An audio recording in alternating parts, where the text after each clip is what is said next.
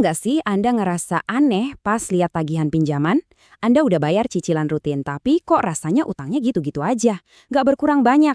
Nah, hari ini kita bakal bongkar rahasia di baliknya, sebuah konsep yang namanya amortisasi. Dan saya jamin, setelah ini, cara Anda mandang cicilan bulanan bakal berubah total.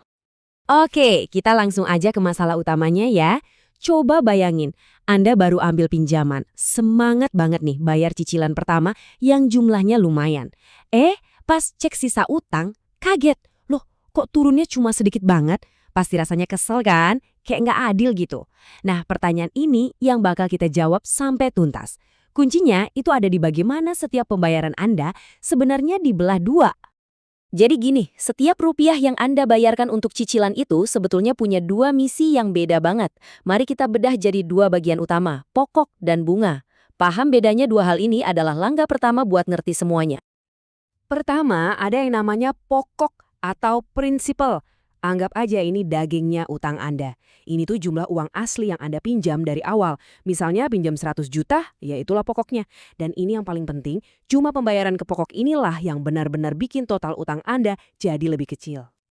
Nah, pasangannya si pokok ini adalah bunga atau interest.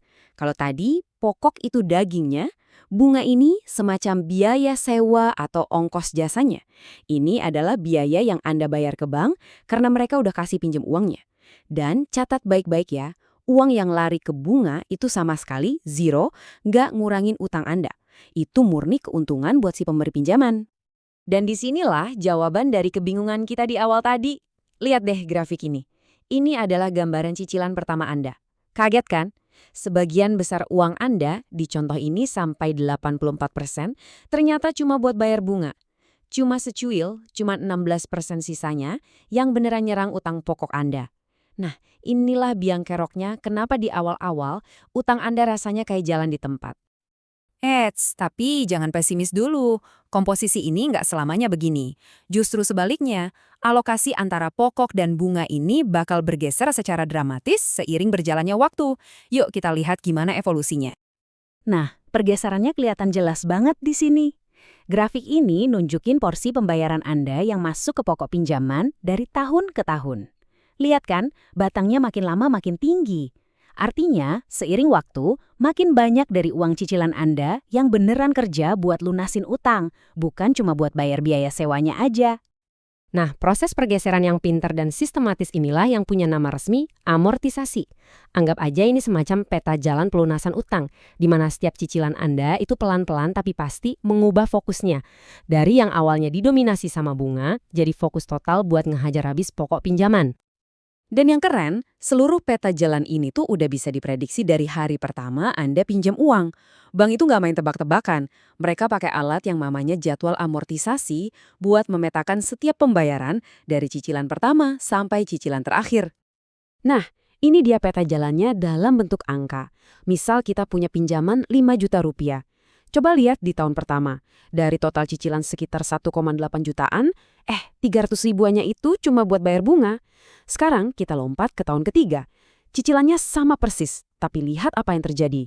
Bunga yang Anda bayar anjlok jadi cuma 105 ribu rupiah. Dan hampir semua uang Anda, lebih dari 1,7 juta, langsung ngehajar sisa utang sampai lunas.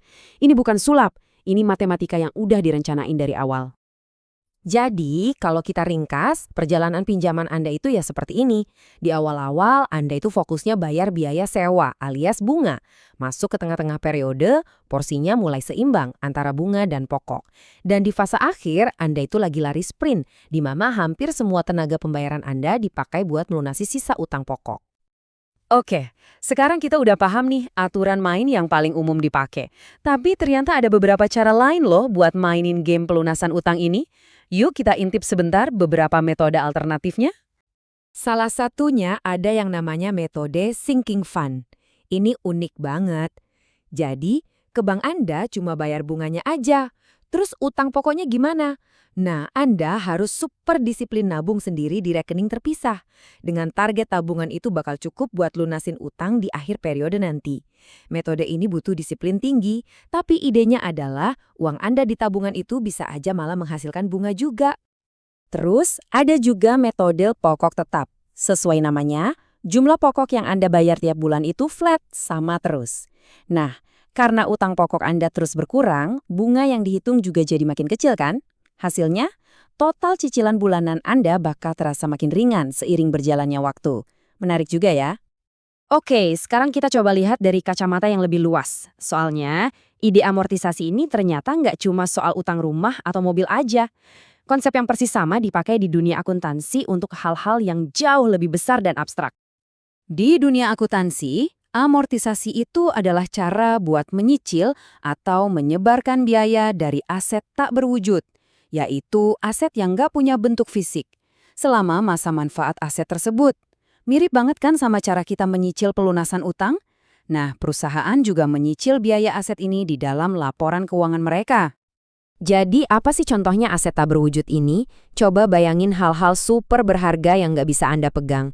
Misalnya, paten untuk sebuah teknologi canggih, hak cipta dari sebuah lagu yang ngetop, lisensi buat pakai merek terkenal, atau bahkan goodwill, nilai dari reputasi baik sebuah perusahaan.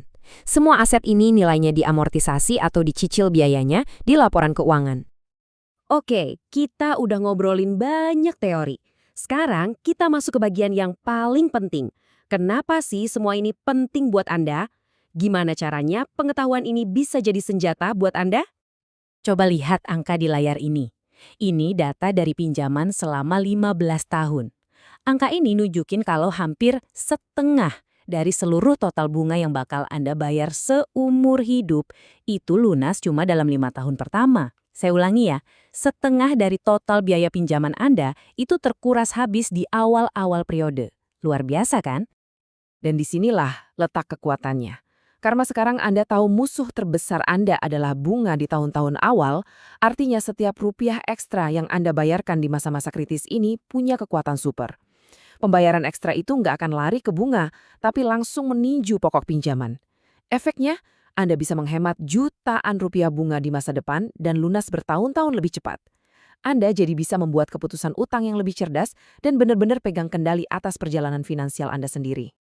Pada dasarnya, amortisasi itu ya cerminan dari sebuah prinsip keuangan yang sangat fundamental, hubungan antara waktu, bunga, dan nilai uang. Ini yang menunjukkan bagaimana uang bekerja dan berubah nilainya seiring berjalannya waktu. Jadi, saya akan tinggalkan Anda dengan sebuah pertanyaan. Sekarang, Anda sudah punya peta perjalanan utang Anda. Anda tahu di mana letak medan yang paling berat. Pertanyaannya adalah, langkah apa yang akan Anda ambil untuk mengubah rute perjalanan finansial Anda supaya jadi lebih cepat dan lebih ringan?